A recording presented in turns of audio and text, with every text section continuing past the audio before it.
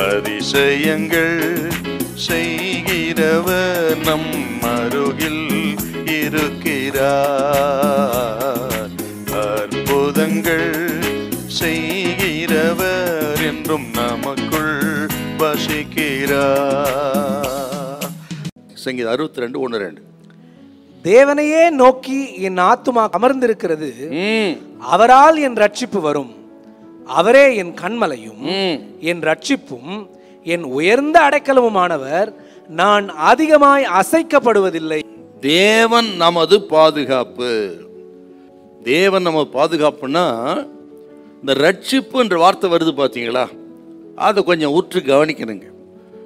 இங்க சொல்லப்பட்டிருக்கிற இந்த ரட்சிப்புங்கிறது, தாவீது சொல்லுகிற இந்த ரட்சிப்புங்கிறது பாவத்திலே இருந்து பெற்றுக்கொள்கிற ரட்சிப்பு அல்ல.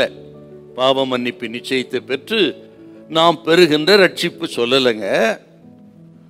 ஆபத்திலே இருந்து கர்த்தர் பாதுகாப்பதை குறிக்கிறது. அநேக ஆபத்தான சூழ்நிலை நமக்கு இருக்கிறது இந்த உலகத்தில். அப்போ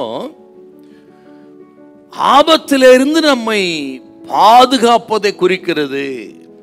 அதுதாங்க இந்த ரட்சிப்புன்ற வார்த்தை.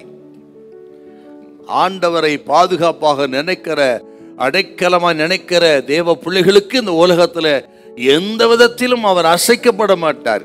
அந்த அளவுக்கு அவர் நம்புகிற மக்களுக்கு பாதுகாப்பு உண்டு. இந்த ரட்சிப்பு, அடைக்கலன்ற 2 வார்த்தையை நம்ம பார்க்கிறோம். இதுல இந்த அடைக்கலன் வார்த்தை இருக்கு பார்த்தீங்களா, இதுக்கு எபிரேயத்தில் மெஷுடா அப்படின்னு அர்த்தங்க. இந்த மெஷுடான்னு சொன்ன என்ன அர்த்தம்னா பலமான பாதுகாப்புன்னு அர்த்தங்க. அப்படி என்றால் தேவனுக்கு அடைக்கலம் என் ரட்சிப்பு அப்படி சொன்ன என்ன அர்த்தம்னா, தேவனே நமக்கு இந்த உலகத்தில் பலமான பாதுகாப்பாக இருக்காருன்னு அர்த்தங்க. இந்த பயம் நிறைந்த உலகத்தில், பாதுகாப்பு இல்லாத உலகத்தில் ஆண்டவர் தான் நமக்கு பாதுகாப்பு. வியாதி பெருத்து போச்சு, விபத்துகள் பெருத்து விட்டது, பில்லி சூனிய கட்டுகள் பெருத்து, தேவ ஜனத்தை அழிக்கக்கூடிய பிசாசு சக்திகள் பெருத்து போன பயங்கரமான உலகத்துல நமக்கு பாதுகாப்பு ஆண்டவர் தாங்க.